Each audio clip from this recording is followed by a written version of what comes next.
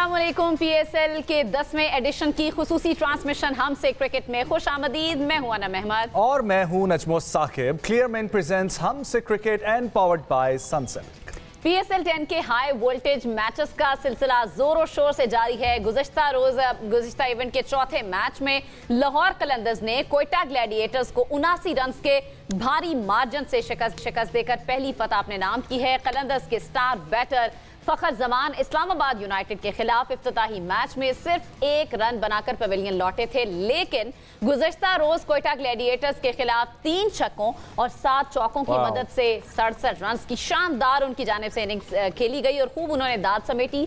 उनके अलावा Sam Billings की अगर हम बात करें, उन्होंने भी निस्फ सेंचुरी स्कोर की, जबकि अब्दुल्ला शफीक और डैरिल मिचेल ने 37 रन बनाए। तो यूं कलंदर्स ने मुकर्ररा 20 ओवर्स में 6 विकेटों के नुकसान पर ग्लैडिएटर्स को 220 रन का हदफ दिया। एग्जैक्टली जी। और ग्लैडिएटर्स के अकील हुसैन और इब्रार अहमद दो विकेटों के साथ नुमाया रहे। जवाब में कोयटा ग्लैडिएटर्स 16.2 ओवर्स में 140 रन पर ढेर हो गई और ग्लैडिएटर्स का कोई भी खिलाड़ी निस्फ सेंचुरी भी ना बना सका। ताहम रेले रोसो 44 जबकि मेंडिस 28 रन के साथ नुमाया रहे। कलंदर्स के रिशाद हुसैन ने 3 जबकि कप्तान शाहीन आफरीदी और आसिफ आफरीदी और सिकंदर रजा ने 2 खिलाड़ी शिकार किए। इवेंट के दूसरे मैच में कोयटा ग्लैडिएटर्स ने पेशावर ज़ल्मी को 80 रन से शिकस्त देकर फातिहाना आगाज किया था, लेकिन गुज़िश्ता रोज कलंदर्स के खिलाफ पूरी बैटिंग लाइन नाकाम रही। आज इवेंट का 5वां मैच इस्लामाबाद यूनाइटेड और पेशावर ज़ल्मी के माबैन रावलपिंडी क्रिकेट स्टेडियम में खेला जाएगा।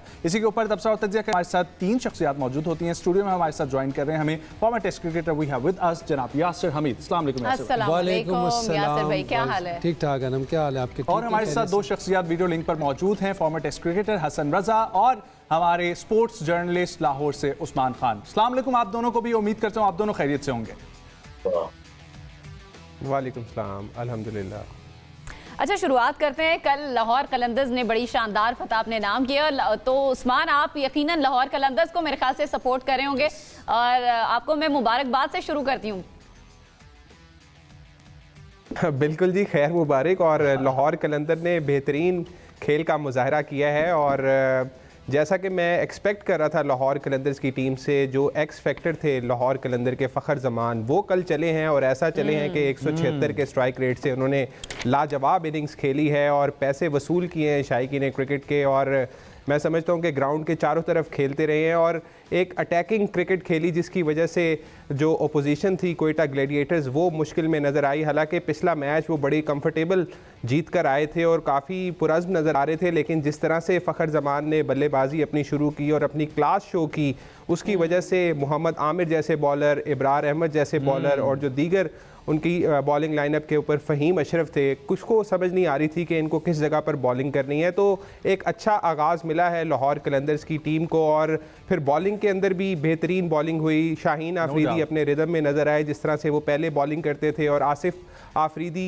एक एक्स फैक्टर है उनकी टीम के अंदर, क्योंकि स्पिनर की काफ़ी कमी महसूस हो रही थी लाहौर कलंदर्स को राशिद खान के जाने की बाद। तो ये एक अच्छी ऑप्शन है। आसिफ आफरीदी एक्सपीरियंस है, तजुर्बाकार स्पिनर है और उन्होंने विकेट्स लेके दी हैं लाहौर कलंदर्स को और अब इस वक्त टॉप पोजीशन के ऊपर पॉइंट्स टेबल पर मौजूद है लाहौर की टीम। तो लाहौरियों को खुश होना चाहिए, लाहौरियों को खुश होना चाहिए। वैसे भी पाकिस्तान के लोग खुश हो रहे हैं, कुछ लोग यहाँ बैठ के भी लाहौर को सपोर्ट कर सकते हैं। पैसा वसूल मैच था यासिर भाई आपकी नज़र में कल? जी बिल्कुल, बहुत अच्छा मैच हुआ। लाहौर कलंदर वापस आए टूर्नामेंट में, क्योंकि पहला मैच हारे हुए थे और मैं समझता हूँ कि कोयटा ग्लैडिएटर भी बहुत अच्छा पहला मैच खेले थे और मेरे ख्याल थोड़ी सी उन्होंने मिस्टेक ये की कि टॉस जीत के उनको बैटिंग दे दी। बैटिंग पिच थी और लाहौर कलंदर के लिए इससे अच्छा मौका हो नहीं सकता था कि वो वापस आए टूर्नामेंट में, क्योंकि ऑलरेडी वो काफ़ी प्रेशर में थे। तो मैं समझता हूँ कि एक अच्छा साइन है लाहौर के लिए, क्योंकि अर्ली ऑन वो इस प्रेशर से निकल गए और पॉइंट टेबल पे उन्होंने शुरू में ही समझने के लिए यासिर भाई ये बात ठीक है कि अगर आपको शुरू में ही समझना हो अपनी टीम को कि हम पहले बॉलिंग करके कैसा जो है वो परफॉर्म कर सकेंगे, क्योंकि आगे के मैच में तो चांस नहीं मिलेगा। हाँ ठीक है, एक्सपेरिमेंट था ये। हाँ एक्सपेरिमेंट था, लेकिन थोड़ा सा मैं समझता हूँ ब्रेव डिसीजन था, क्योंकि अपने बैट्समैनों को खुद ही अंडर प्रेशर किया। बट कोयटा ने जो लास्ट मैच में उनकी परफॉर्मेंस थी, उनकी बैटिंग की बहुत अच्छी थी, बड़े फॉर्म में उनके कप्तान भी खेले। लेकिन कल जो लाहौर कलंदर खेले, फिर सैम बिलिंग्स ने जिस तरह फिनिश किया इनिंग्स को, वो दैट वाज 263 के स्ट्राइक रेट से खेला उन्होंने। यस, और treat for the fans of Lahore Qalandar. 19 बॉलों में 50 के मेरे ख्याल से 19 बॉलों पे 50 रन, मतलब फिनिशिंग 263 के स्ट्राइक रेट के साथ, 260 के स्ट्राइक रेट, 263 एब्सोल्युटली। हसन भाई, कल के मैच में एक अच्छा टारगेट सेट किया लाहौर कलंदर्स ने, उसकी वजह बैटिंग पिच थी या वजह थी क्वेटा ग्लैडिएटर्स की बॉलिंग जिसने सहारा दिया? और लाहौर कलंदर्स के प्लेयर्स जिस तरीके से हम लोग कह रहे हैं, नो डाउट उनके पास प्लेयर्स में फ़खर जमान की बात करें, Abdullah Shafique, Daryl Mitchell, Sam Billings, तमाम लोगों ने अपना अपना हिस्सा जो है वो डाला जिनके साथ उम्मीदें थीं, लेकिन वजह क्या बनी? मेजर चेंज क्या था? बिल्कुल नेचर चाहिए यही है कि जब तक आप टॉप ऑर्डर अच्छा नहीं खेलेगा आपका, तो आप लंबे रन नहीं कर सकते। पिछले मैच में देखें तो 140 रन किए थे लाहौर कलंदर ने, और 140 रन डिफेंड नहीं करते बॉलिंग पे। आपकी शाइन बॉलिंग कर रहे हो या दीगर बॉलर्स आपके बॉलिंग कर रहे होंगे, उनको वो कॉन्फिडेंस लेवल नहीं मिलता। मुल्तान सुल्तान को देखें 235 रन कर रहे हैं, और दीगर टीमें, कराची की टीम देखें वो आउटस्टैंडिंग खेल रही है, कम बैक करके वापस आ रही। तो कहीं ना कहीं इस PSL 10 में जो है कुछ टीमों ने वर्कआउट किया वो अपनी बॉलिंग स्ट्रेंथ पे, अपनी बैटिंग स्ट्रेंथ पे। लाहौर कलंदर ने जब जहां भी 200 क्रॉस किया आप देखें किस तरह से, और मेन फैक्टर जो है फ़खर जमान ही है, नो डाउट। हमने पहले ही बताया कि जहां टॉप ऑर्डर में फ़खर जमान चलेंगे और वहां पर आपका जो है लंबा स्कोर होगा, 200 रन होंगे, 180 होंगे, यही की फैक्टर था। और सैम बिलिंग ने आउटस्टैंडिंग इनिंग खेली है। एक 10 ओवर के बाद जो एक पार्टनरशिप लगती है या कोई एक प्लेयर ऐसा 50 या 60 रन की इनिंग खेलता है, तो डेफिनेटली स्कोर जो है आपका 180 और 200 क्रॉस करता है। तो आउटस्टैंडिंग कैचेस में अगर आप देखें तो लाहौर कलंदर की फील्डिंग में जो है बड़ी एनर्जी नजर आई। पिछले मैचेस में कैचेस छोड़े थे इस्लामाबाद के अगेंस्ट, तो एक टीम यूनिट नजर आ रहा है। और अभी 5 मैचेस में जैसे जैसे मैचेस होते रहेंगे, टीमें अपनी स्किल्स का मुजाहरा करते रहेंगी, बॉलिंग में भी और बैटिंग में भी। बिल्कुल। और उस्मान, फ़खर जमान की बात कर रहे हैं तो फ़खर जमान का जब बल्ला चलता है तो खूब चलता है। कल हमने ग्राउंड में भी देखा, आपने उनकी इनिंग्स को किस तरह से एनालाइज करें आप? आउटस्टैंडिंग इनिंग है, आई थिंक बहुत ही नपी-तुली इनिंग्स उन्होंने खेली। जी उस्मान जी, मेरा ख्याल है कि बहुत नपी-तुली बैटिंग उन्होंने की है, और शुरू में मोहतात रहे थे, लेकिन उसके बाद जैसे ही स्पिनर आए हैं और उसके बाद उन्होंने अटैक शुरू किया, स्लॉक स्वीप्स भी मारी, फिर आपने देखा है कि लेग साइड के ऊपर भी वो खेलते नज़र आए, ऑफ के ऊपर बड़ी अच्छे शॉट्स उन्होंने मारे हैं, पॉइंट्स के ऊपर से, स्क्वायर के ऊपर से। तो बड़ी अच्छी इनिंग्स थी, और इस इनिंग्स की उनको ज़रूरत भी थी फ़खर जमान को, क्योंकि काफ़ी देर से इंटरनेशनल क्रिकेट से बाहर थे, और फिर PSL का जो पहला मैच था उसमें आगाज़ अच्छा नहीं था, 1 रन पर आउट हो गए थे, तो दबाव था लाहौर कलंदर की टीम पर। और प्लाटिनियम कैटेगरी के ये खिलाड़ी हैं फ़खर जमान, और अपने पिछले सीज़न के अंदर भी अगर हम बात करें फ़खर जमान की, तो हाईएस्ट रन स्कोरर थे लाहौर कलंदर की तरफ से, तो उनका आज परफॉर्म करना बड़ा ज़रूरी था और उन्होंने करके दिखाया है। और इसके साथ साथ सिर्फ फ़खर जमान ही नहीं, बल्कि इनके साथ साथ जो दीगर उनकी टीम के खिलाड़ी थे, जिस तरह अब्दुल्ला शफीक ने पहले मैच में जिस तरीके से इनिंग्स खेली थी, उसी तरह दूसरे मैच के अंदर भी वो अच्छे टच में नज़र आए हैं। 37 रन की इनिंग्स खेली, फिर डैरल मिचेल भी। तो ओवरऑल एक टीम वर्क हमें नज़र आया है लाहौर कलंदर की टीम में। और बॉलिंग की भी बात कर लें, बैटिंग की भी बात कर लें, फील्डिंग के अंदर भी हमने देखा है कि कोई कसर नहीं छोड़ी लाहौर की टीम ने। तो अब एक अच्छा और एक इंटरेस्टिंग टूर्नामेंट शायकीन क्रिकेट का इंतजार कर रहा है, क्योंकि जू मैचेस आगे बढ़ते जा रहे हैं, कांटेदार मैचेस हो रहे हैं, सनसनीखेज मुकाबले हो रहे हैं, तो इंटरेस्ट बढ़ता जा रहा है। तो गलती की कोई गुंजाइश नहीं है। इसी फील्डिंग के सवाल को मैं यासर भाई की तरफ लेकर आऊंगा।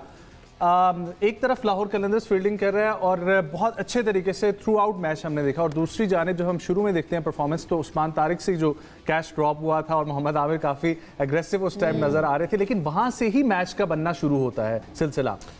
देखिए वो थोड़ा बॉल आगे था, उस्मान तारिक थोड़े लंबे हैं, हाइट उनकी ज़्यादा है, तो उनमें उस तरह की एजिलिटी नहीं है, तो वो खैर एफर्ट सही थी उनकी, बट फील्डिंग जो है वो बड़ा इंपॉर्टेंट रोल जो है वो अदा करती है, स्पेशली T20 में। It's very important. फील्डिंग से आपका मोमेंटम बनता है, आप जो है मैच का बिल्कुल पांसा ही पलट जाता है, इन्वॉल्व रहते हैं। एक अच्छा कैच जो है, एक अच्छा कैच जो है वो आपको मैच जिता सकता है। लास्ट मैच में हमने देखा इरफान नियाजी ने बाउंड्री पे 2 कैचेस ड्रॉप किए, हालांकि वो he is the most safest fielder in Pakistan team और क्विकेस्ट। समटाइम्स लक भी नहीं होती, तो समटाइम्स आप एफर्ट करते हो लेकिन आपको रिजल्ट नहीं मिलता। इसका ये मतलब नहीं है कि आपका एफर्ट में कोई कमी है, बट वही बात है कि आपका जो क्वेश्चन है, fielding is very very important.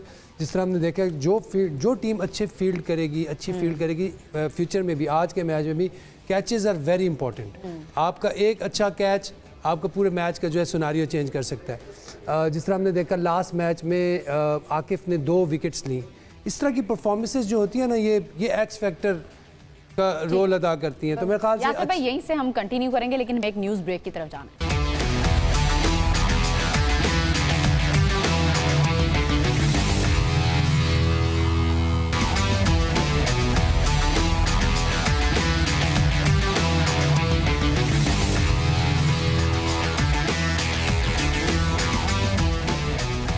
Welcome back to हमसे क्रिकेट वंस अगेन। यासिर भाई, जिस तरीके से हम लोग शो शुरू होने से पहले जिक्र कर रहे थे रिशद हुसैन का कि उन्होंने बहुत अच्छी परफॉर्मेंस दिखाई, और उस्मान भी जब जिक्र कर रहे थे तो इसमें उन्होंने जिक्र किया कि बहुत अच्छे तरीके से हम लोग देख रहे हैं 3 विकेट्स ली उनकी जानिब से, और राशिद हुसैन की कहीं ना कहीं इनको राशिद खान की कमी महसूस हो रही है, लेकिन उसकी जगह पे मुझे लगता है कि जब आपके पास सिकंदर रजा भी हैं और उन्होंने भी 2 विकेट ले ली, दूसरी तरफ रिशद हुसैन बहुत अच्छी तरीके से परफॉर्म कर रहे हैं। देखिए, ऋषभ हुसैन को मेरे ख्याल से पिक करने की वजह यही है कि उसकी वो मिस्ट्री स्पिनर है बेसिकली, और खैर राशिद खान की तो कमी पूरी नहीं कर सकते, जिस तरह राशिद खान प्लेयर है, जिस तरह के वो बॉलर हैं, is a class bowler, no doubt about it, लेकिन फिर भी वो कहीं ना कहीं वैसा कोई उनको वो दे सकते हैं, उस जैसा कोई इम्पैक्ट फील दे सकते हैं फील्ड में, और 1-2 विकेट्स भी ले सकते हैं। सर हमने कल देखा है विकेट टेकिंग ऑप्शन बन सकते हैं वो। मेरे ख्याल से इट्स अ वेरी गुड। और ओवरऑल अगर आप लाहौर कलंदर्स की बॉलिंग के कल के स्पेल को देखते हैं तो आपको कैसा महसूस हुआ कि पहले वाले मैच में हम देखें शाहीन की भी सिर्फ परफॉर्मेंस हम लोग देख लेंगे, क्योंकि हम लोग सिर्फ ये जिक्र करते थे साउथ शकील परफॉर्म कर रहे हैं, बाकी कैप्टन लीड कर रहे हैं फ्रंट से क्योंकि वो बैट्समैन है शुरू में आ रहे हैं, लेकिन शाहीन पहला ओवर करा रहे हैं और पहले ओवर में विकेट ले रहे हैं। टीम को एक शुरू में ही जान मिल गई है कि ऑलरेडी एक सेट टारगेट भी बड़ा है और शुरू में ही आपने विकेट ले ली। देखिए, फ़खर जमान का बहुत बड़ा इम्पैक्ट है लाहौर कलंदर की टीम में, वो एक्स फैक्टर का रोल अदा करें। आपने देखा पहले मैच में वो पहली बॉल पे आउट हुए, 140 भी नहीं कर सका लाहौर, और कल के मैच में उन्होंने बैटिंग की और कैलकुलेटेड रिस्क लिया।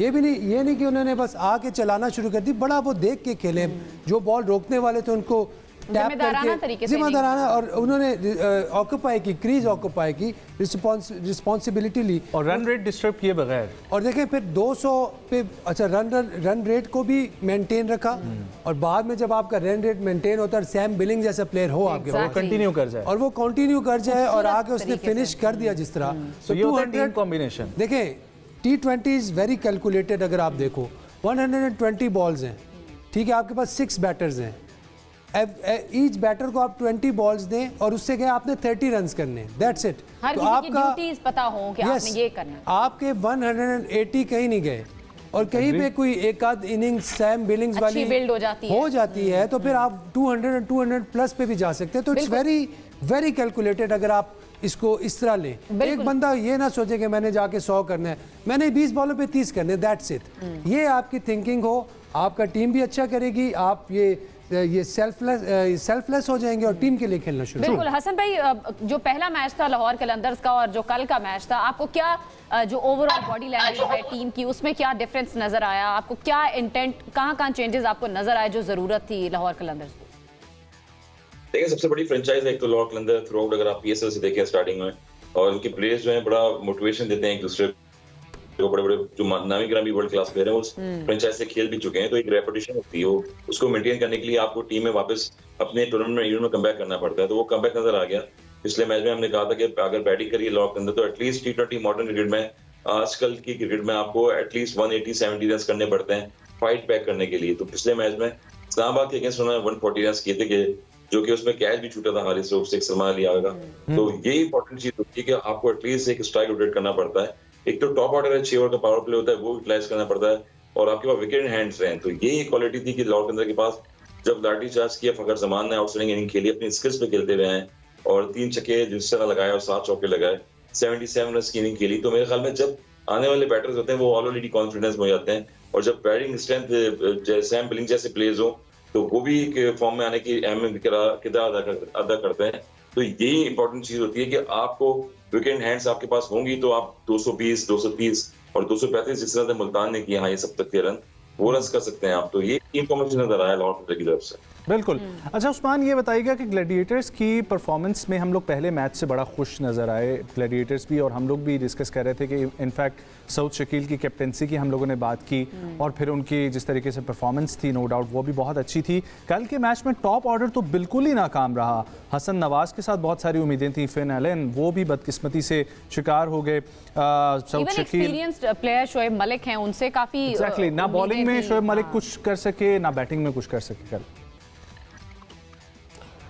आई थिंक लाहौर ने कल अच्छा आगाज़ किया था, क्योंकि जब आप स्कोर 200 प्लस कर देते हैं तो दूसरी टीम जो चेजिंग टीम होती है उसके ऊपर दबाव ऑलरेडी आ जाता है कि 200 रन चेज़ करने हैं, और फिर आपको रन रेट चाहिए होता है पर ओवर 8 या 9 के रन रेट से आपने खेलना है, तो तब मुश्किल हो जाता है जब 1 ओवर मेडन हो जाए या 2 ओवर मेडन हो जाए और फिर 1 से 2 विकेट्स गिर जाएं, तो फिर मुश्किल होता है मेंटेन करना उस रन रेट को। लेकिन यहाँ पर हमें शाहीन आफरीदी ने जिस तरह से बॉलिंग की और फिर आसिफ आफरीदी ने स्पिन बॉलिंग की और फिर उसके अलावा जो बांग्लादेशी स्पिनर हैं रिशाब, उन्होंने जिस तरह से बॉलिंग की है, तो एक दबाव बना हुआ था कोयटा की टीम के ऊपर और पार्टनरशिप नहीं लग सकी कोयटा की, क्योंकि पिछले मैच में हमने देखा था साउथ शकील और फिन एलन ने बड़ी अच्छी पार्टनरशिप की थी ओपनिंग जोड़ी ने, और उसके बाद उनका एक आगाज़ बन गया था, मोमेंटम बना था कोयटा का।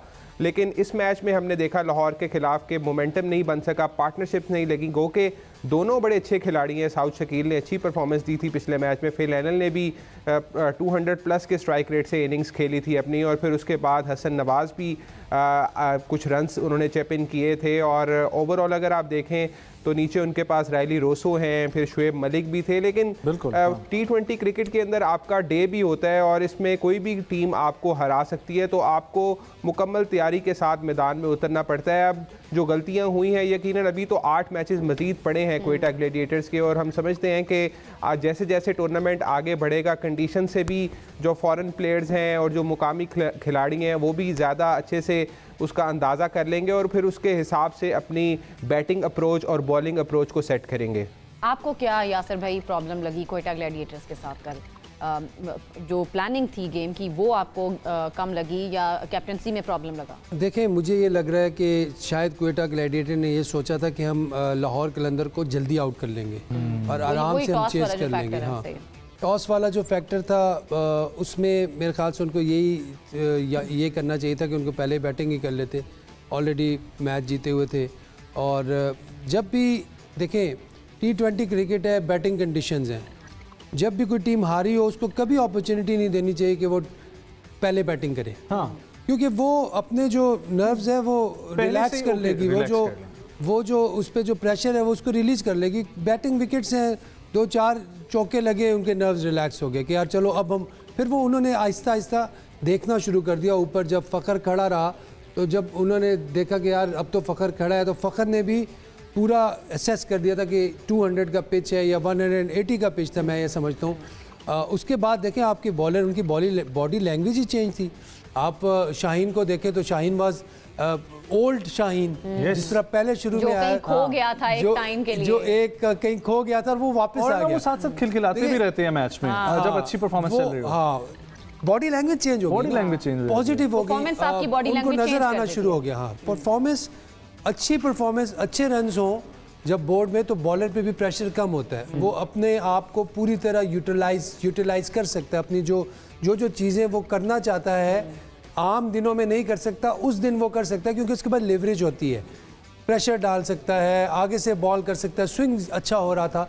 तो काफ़ी सारी पॉजिटिव्स हमें नज़र आई शाहीन के हवाले से। तो this is very good sign कि शाहीन जो है वापस वो हमें नजर आया, रिदम में नजर आया। लेकिन मैं भी शुएब मलिक की बात करी थी, सीनियर प्लेयर है, शायद रिलाय करना चाहिए था उन पे, और रिलाय टीम कर भी रही थी जब ऊपर से कोई परफॉर्म नहीं कर रहा था। तो Shoaib Malik as a senior player वो कल परफॉर्म नहीं कर सके, उनको जिम्मेदारी भी थी, रिस्पॉन्सिबिलिटी भी थी कल।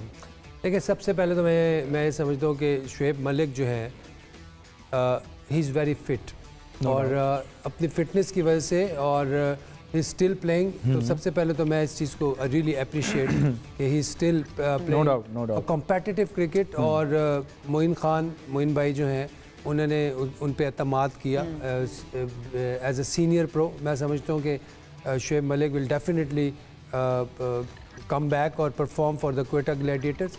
बट यस्टरडे ही वाज लुकिंग ऑफ कलर, मतलब प्रेशर में आ गई थी टीम। जब टीम प्रेशर में आ जाए तो फिर आप कुछ ज़्यादा एक्स्ट्रा नहीं कर सकते। Exactly. सेम अगर मैं आपको एक पिछले मैच में ले जाता हूँ, खुशदिल शाह अपना पूरा जो है उसने वो कहते हैं ना, अपने सारे जो है अपनी सलाहियतों को बरूकार लाया। क्यों कि उसको भी सामने वाले एंड से प्रेशर नहीं आ रहा था। वहाँ से विंस ने बहुत आला इनिंग खेली तो उसने कॉम्प्लीमेंट किया खुशदिल शाह ने, कॉन्फिडेंस आता है, और एक दूसरे को कॉम्प्लीमेंट किया तो खुशदिल शाह का भी 100% आया। तो ये प्रेशर जो है ना, इसके साथ हैंडल करना, जो टीमें अच्छे तरीके से हैंडल करेंगी वही जीतेंगी। हम जितने भी गोरे आए हैं, उन्होंने जितने भी प्रोज हैं वो परफॉर्म कर रहे हैं। Why? Because they can handle the pressure. बड़ा ऑब्वियस है कि आपके जो प्रोज हैं वो लोकल प्लेयर से डिफरेंट लग रहे हैं। हसन भाई, जब हम लोग जिक्र करते हैं मॉडर्न डे क्रिकेट का और उसको मद्देनजर रखते हुए कल के मैच को आप देखते हैं, तो जो यासिर भाई ने पॉइंट्स रेस किए हैं खासतौर पे क्वेटा ग्लैडिएटर्स की नाकामी की जो वजह कल बने हैं, क्या आप भी उनसे सहमत हैं कि शुरू में टॉस की गलती हुई? वो तो हम सब बिल्कुल उस पर एक्सेप्ट करते हैं कि जब एक इतनी अच्छी टीम फॉर्म में चल रही है आप लोग अच्छा टारगेट सेट कर सकते हैं, और बिफोर मैच तो कंडीशन भी ऐसी थी कि लाहौर कलंदर मैच हारा हुआ था, प्रेशर में आप लोग ला सकते थे। अगर उस जगह पे आपने बॉलिंग के डिसीजन लिया तो फिर बॉलिंग में नाकामी हुई, क्योंकि मोहम्मद आमिर भी उस तरीके से आपको परफॉर्मेंस नहीं दिखा सके जो दिखानी चाहिए थी। बिल्कुल, काफी एग्रेसिव नजर आ रहे थे मोहम्मद आमिर, और जब फ्रस्ट्रेशन जब होती है, जब बॉलर की पिटाई लगती है, और यही था कि कोटा के बॉलर्स की सबकी पिटाई लगी है। अगर आप देखें शोएब अली को बैक टू बैक छक्के लगे हैं, एक ही ओवर में 2 से 3 छक्के लगाए। उसके बाद उस्मान तारिक को अगर आप देखें तो उन्होंने आउट किया एक, मगर उसके बाद फिर भी जो है उन्होंने रन दिए हैं। अकील हुसैन मेन बॉलर हैं, इस फ्रेंचाइज से कंसिस्टेंट खेल रहे हैं, लेफ्ट आर्म स्पिनर, उनको भी पिटाई लगी है। तो ऑलमोस्ट जहां बॉलर्स को पिटाई लगना शुरू होती है तो वहां दूसरे एंड से भी जो बॉलर्स का कॉन्फिडेंट है वो भी शेक होता है, और यही चीज थी फिलहाल जिस तरह से खेल रहे थे उन्होंने शॉट्स के लिए आउटस्टैंडिंग। फिर उसके बाद डेल मिचेल जो है ये एक अच्छी चीज है कि वो भी डेथ में आके बीच में जो है शॉटें खेलना शुरू हो गया। 30 से 33 रन की उन्होंने आउटस्टैंडिंग इनिंग खेली। ये टीम कॉम्बिनेशन होता है, और हमेशा से बैटिंग पैटर्न जहाँ पिचेज हो जाए और वहां पर जब किसी बैटर से जो है वो शॉट्स निकलना शुरू हो जाए, फखर जमान हो गए, फिलहाल हो गए, विंस अगर आप देख लें कराची किंग्स के, तो बॉलर जो है बिल्कुल बेबस हो जाता है, और उसको फिर वहां पर वेरिएशन से बॉलिंग करनी पड़ती है। चेंज ऑफ पेस करेंगे, पाकिस्तानी पिचेज है और उसमें जितनी आप तेज बॉल करते हैं उतनी तेज शॉट लगती हैं। और मैं समझता हूँ T20 फॉर्म में आजकल जितने भी आप देखें फोर्स जो है वो ज्यादातर कॉन्फिडेंस लेवल बैट्समैन का बहुत हाई होता है, क्योंकि बैटिंग पैटर्न पिचेस पे आपको 6 बॉलें होती हैं, एज ए बॉलर आपको बॉलें बचानी पड़ती हैं, आपको वेरिएशन से करनी पड़ती है, स्लो ऑन करनी पड़ती है, बैट्समैन को रीड करना पड़ता है। तो इस मॉडर्न क्रिकेट में आउटस्टैंडिंग ऐसी है कि जब बैट से रन निकलने शुरू होते हैं तो आपको कुछ चेंजेस करनी पड़ती हैं बॉलिंग में, और कोटा जो है बिल्कुल बॉलिंग में कहीं ना कहीं उनका डिफरेंस नजर आ रहा था, क्योंकि बॉलिंग स्ट्रेंथ जो है वो बहुत गिव अप हो गई। ठीक है, अच्छा यासिर भाई आप कुछ ऐड करना चाह रहे हैं? मैं बिल्कुल मोहम्मद आमिर के हवाले से मैं ज़रूर ऐड करना चाहूँगा कि he is very intelligent bowler. कल जिस तरह उन्होंने बॉलिंग की है और जिस तरह वो अपनी लेंथ चेंज करता है, जिस तरह अपनी पेस को वेरी करते हैं, जिस तरह स्विंग करते हैं, बाहर निकाल लेते हैं, मतलब जब कब्बा बॉल करता है तो आपके माइंड में यही होता है कि आप ये अंदर आएगा, तो उसने सारे बॉल नए बैट्समैन को बाहर निकाले। वेरी इंटेलिजेंट बॉलर, और मैं समझता हूँ कि अभी तक it's very sad that he's not representing Pakistan for some reasons. Yeah, we have already discussed those reasons. हाँ, उस्मान आपसे मैं ये पूछना चाहूँगा कि कल यासिर भाई के सामने मैंने सवाल रखा था, इसलिए मेरी नज़र भी साथ साथ जो है वो स्ट्राइक रेट पे चल रही होती है। मॉडर्न डे क्रिकेट की भी हम जिक्र करते हैं, और पाकिस्तान और इंटरनेशनल प्लेयर्स का ओवरऑल अगर हम कंपैरिजन करें तो एक सिर्फ स्ट्राइक रेट की वजह से ही हमें कुछ डिफरेंस नज़र आते हैं कि पाकिस्तानी प्लेयर्स उस तरीके से 200 प्लस कोई भी नहीं जा पा रहा। हम लोग यहाँ पर देखें तो कोयटा ग्लैडिएटर्स में से अगर कोई एक प्लेयर चल रहा है सैम बिलिंग्स, ठीक है, तो सैम बिलिंग्स भी 200 प्लस जा रहे हैं लाहौर कलंदर्स के अंदर, बिल्कुल सैम बिलिंग्स जो है वो प्लस जा रहे हैं। यहाँ पर कोयटा ग्लैडिएटर्स में हम लोग देखें तो 2 प्लेयर्स जो चले हैं, रेले रोसो और मेंडिस, दोनों 200 प्लस पे हैं। सो ये मॉडर्न क्रिकेट हमारे प्लेयर्स अडॉप्ट नहीं कर पा रहे, और ये लीग्स करवाने का तो मकसद ये है कि एक दूसरे से सीखा जाए।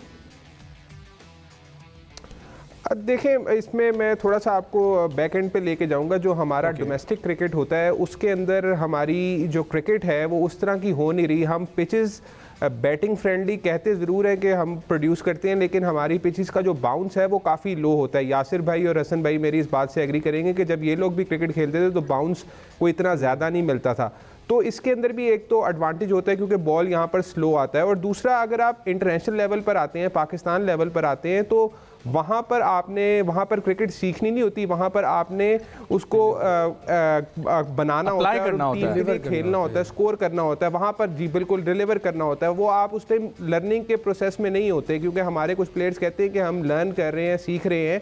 ज़रूर आप सीखें, लेकिन इस चीज़ को आपने इम्प्लीमेंट भी करना है, उसको डिलीवर भी करना है। अब हमारा हो ये रहा है कि जो हमारे जितने भी प्रैक्टिस सेशंस होते हैं इंटरनेशनल सीरीज़ से पहले, उसके अंदर हम नेट्स के अंदर बहुत ज़्यादा हार्ड वर्क करते हैं बजाय कि स्मार्ट वर्क करें। जो हमारे फॉरेन प्लेयर्स हैं वो स्मार्ट वर्क करते हैं, और उनकी मुख्तलिफ ड्रिल्स ऐसी होती हैं जिसके अंदर उनको ये टारगेट्स दिए जाते हैं कि 6 बॉलें दे दी जाती हैं, और उसमें उनको कहा जाता है कि आपने 20 स्कोर करने, 25 स्कोर करने, और बॉलर को ये कहा जाता है कि आपने लाइन एंड लेंथ पे बॉल करनी है और कोशिश करनी है कि 30 रन आपको ना पड़े, आपको 15 रन पड़े, और आपने मेंटेन करना है उसको ओवर को। तो इस तरह से थोड़ी सी ट्रेनिंग होती है। यहाँ पर हमारे सिनेरियो बेस्ड मैचेस ज़रूर होते हैं, मैंने भी पिछले मैचेस कवर किए हैं, उसके अंदर भी सिनेरियो मैचेस हुए हैं, लेकिन मैं जब इंटेंट देखता हूँ हमारे जो कुछ बैटर्स हैं, मैं नाम नहीं लेना चाहता, लेकिन उनकी कोशिश ये होती है कि वो बगैर सोचे समझे बॉल को हिट करते हैं, बॉल की डायरेक्शन नहीं देखते और उसको हिट करते हैं,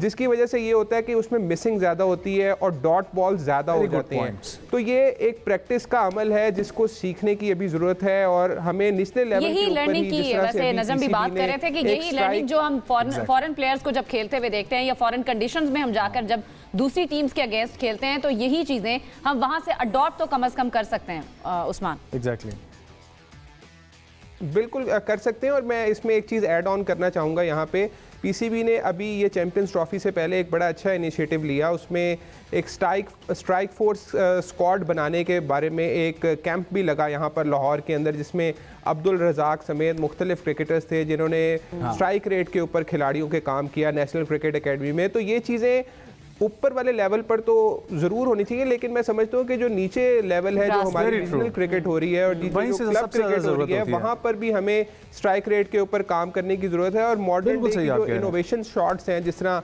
रिवर्स स्वीप है, स्लॉग स्वीप्स हैं, इसकी जो ड्रिल्स हैं वो होनी चाहिए हमारे एग्जैक्टली पर भी। अच्छा, ये आपका पॉइंट ही मैं हसन भाई की तरफ लेकर जाऊंगा। हसन भाई, ये स्मार्ट वर्क और हार्ड वर्क, इसमें फ़र्क ज़रा कुछ मज़ीद वाज़ेह करें कि हमारी टीम इस वक्त क्या कर रही है और ओवरऑल हमारे ये बच्चे तैयार जो हो रहे हैं वो किस तरीके से अब उनको हार्ड वर्क से निकाल के स्मार्ट वर्क की तरफ लेकर आना है।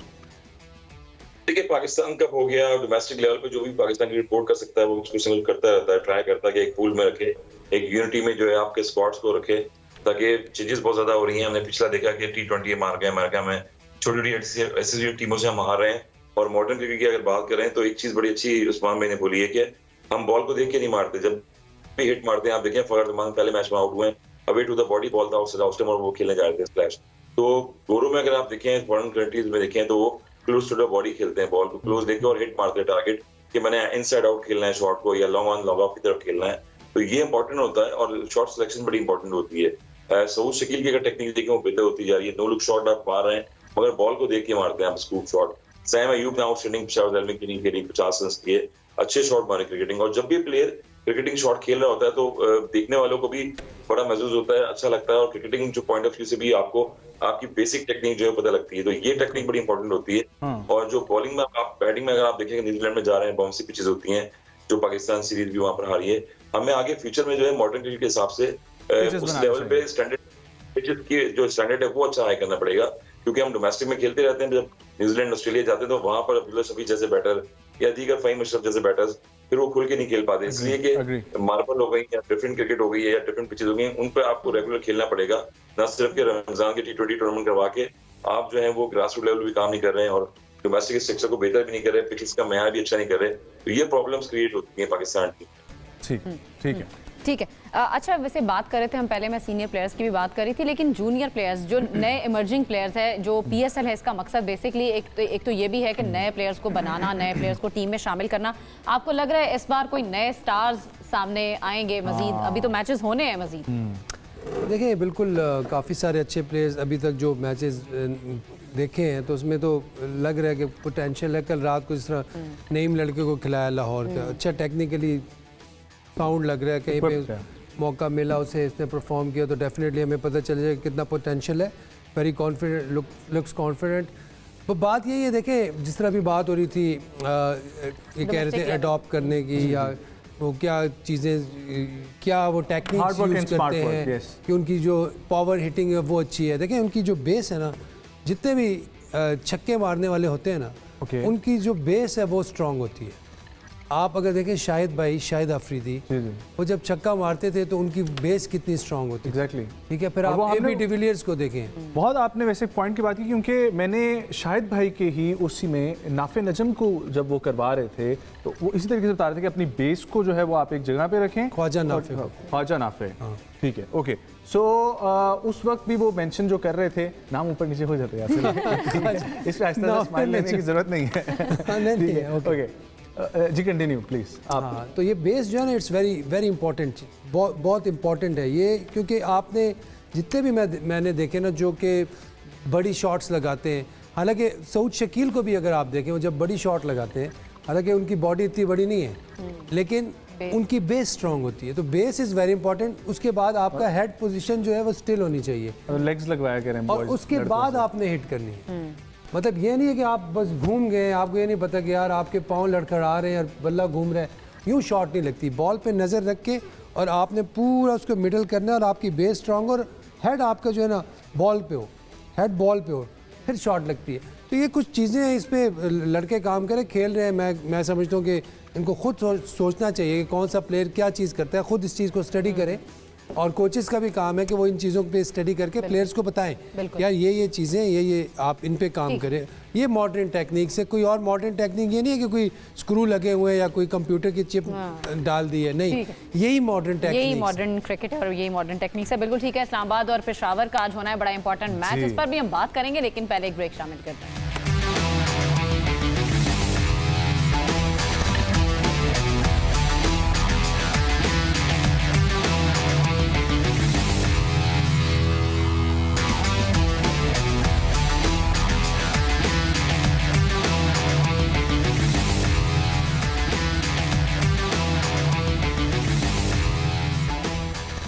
ओके जी, वेलकम बैक। बात हम करेंगे आज होने वाले मैच की, इस्लामाबाद यूनाइटेड वर्सेस पेशावर ज़ल्मी। यासिर भाई, कौन सी टीम आपको आज बेहतर लग रही है ऑन ग्राउंड? देखिए दोनों टीमें, मैं ये नहीं कहूँगा कि पेशावर ज़ल्मी जो है वो हल्की टीम है। Peshawar Zalmi is a very good team, ठीक है। सिर्फ बात यह है कि बाबर आजम को परफॉर्म करना है, और बाबर आजम को अपनी बारी लेनी है। जिस तरह हमें पता है कि उनके 3500 रन हो गए हैं 89 इनिंग्स में, 33-50 हैं, 200 हैं। इज़ अ टॉप प्लेयर माशाल्लाह, और बहुत ज़्यादा डिपेंड कर रही है पेशावर ज़ल्मी बाबर आजम पे। तो बाबर आजम, जैसी बाबर आजम की विकेट गिरती है तो फिर दूसरा फोकस जाता है साइम अयूब, और साइम अयूब और बाबर आजम दोनों ने इस शिप को संभाला, और ये दोनों कुछ करेंगे तो पीछे से आके इनके प्रोज कुछ करेंगे। मुझे नहीं लगता ये दोनों अगर खुदा ना खास्ता नहीं करते तो फिर कोई टीम पीछे से आके प्रो उनको उठाएगा।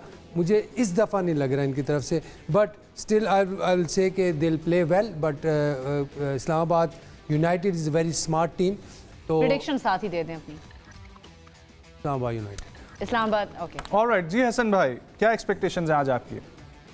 प्रेडिक्शन अच्छी है, और इस्लामाबाद से जाएंगी क्योंकि कॉलिन मुनरो एक की फैक्टर है इस टीम के, उस तरह से फ्रेंचाइज से खेल रहे हैं, और टॉप ऑर्डर में जो है वो इस टीम को संभाला है, यानी कि बैकबोन जिसे कहते हैं, और जिस तरह वो स्ट्राइक ऑपरेट करते हैं, तो मेरे ख्याल में इस्लामाबाद यूनाइटेड का टीम कॉम्बिनेशन देखें तो बड़ा अच्छा बना है। तो इस्लामाबाद यूनाइटेड आपको लग रहा है आज? यस, ठीक है। उस्मान, आई थिंक मुझे लगता है कि आज टक्कर का मुकाबला होगा और पेशावर ज़ल्मी कमबैक कर सकती है। गो के इस्लामाबाद बड़ी डेटा ड्रिवन साइड है, और अभी तक उनका एक मैच खेला है, उसमें बड़ी अच्छी कम्प्रीहेंसिव उन्होंने विक्ट्री हासिल की थी लाहौर के ख़िलाफ़। लेकिन पेशावर ज़ल्मी के पास अच्छे प्लेयर्स हैं। बाबर आजम पहला मैच उनका अच्छा साबित नहीं हुआ, लेकिन इसका मतलब ये नहीं है कि वो बिल्कुल इस PSL के अंदर रन्स नहीं करेंगे। तजुर्बाकार क्रिकेटर हैं, अभी जैसे यासिर पे भी बात कर रहे थे, 3500 से ज़ायद रन उन्होंने बनाए हैं, तो किसी वजह से बनाए हैं। क्लास है उनकी एक, और मैं समझता हूँ कि आज उनका दिन होना चाहिए, क्योंकि इस्लामाबाद के अंदर स्कोर बड़ा अच्छा हो रहा है। रावलपिंडी की पिच बहुत अच्छी है, बैटिंग के लिए साजगार है, और अगर टॉस जीत जाती है पेशावर की टीम तो पहले बैटिंग करनी चाहिए। साइम अयूब की मैं ज़रूर यहाँ पर उनको दाद देना चाहूँगा, क्योंकि जिस तरीके से उन्होंने कमबैक किया है और इंजरी के बाद आकर खेलना, ऐसा लगा नहीं हमें किसी भी मौके पर कि वो इंजरी से रिकवर होकर खेल रहे थे, और अपनी शॉट्स उन्होंने मेंटेन किए हैं, स्ट्राइक रेट को मेंटेन किया है, और ये स्ट्राइक रेट उनकी प्रैक्टिस के अंदर भी नज़र आता है। अगर आप उनकी प्रैक्टिस सेशन को क्लोजअप देखें, उनका जाके गौर से देखें, तो वो बाकायदा इन शॉट्स की ट्राई करते हैं नेट्स के अंदर। इनका अगर कंपैरिजन करें किसी और प्लेयर के साथ, तो वो शायद उस तरह की शॉट्स के ऊपर ज़्यादा नहीं जाते प्लेयर्स, और कोशिश करते हैं कि जो ट्रेडिशनल शॉट्स हैं हमारे जो बाकी क्रिकेटर्स हैं वो उस तरफ ज़्यादा प्रैक्टिस करते हैं। ठीक है, एग्जैक्टली। अच्छा, तो पिक योर टीम। मुझे आज पेशावर ज़ल्मी लग रही है जी, जीत रही है कि पेशावर ज़ल्मी एक वोट तो पेशावर का आया। मैं इस्लामाबाद के साथ। Islamabad, obviously I am Islamabad, आपको पता तो है शुरू से हमारे इस्लामाबाद बॉय। एग्जैक्टली, तो स्टिक टू दिस। डेफिनेटली मैं यहाँ पे मैंने सुना है कि वो 5 से पलट भी जाते हैं, कोई किधर चला जाता है, वो तो कल पता चलेगा जब हम लोग वापस आएंगे। मुलाकात होगी आप लोगों से कल। मैच एंजॉय करें, उम्मीद करते हैं कि शायकीन क्रिकेट को अच्छा मैच देखने को मिलेगा। बहुत सारा ख्याल रखें, अल्लाह हाफ़िज़। अभी से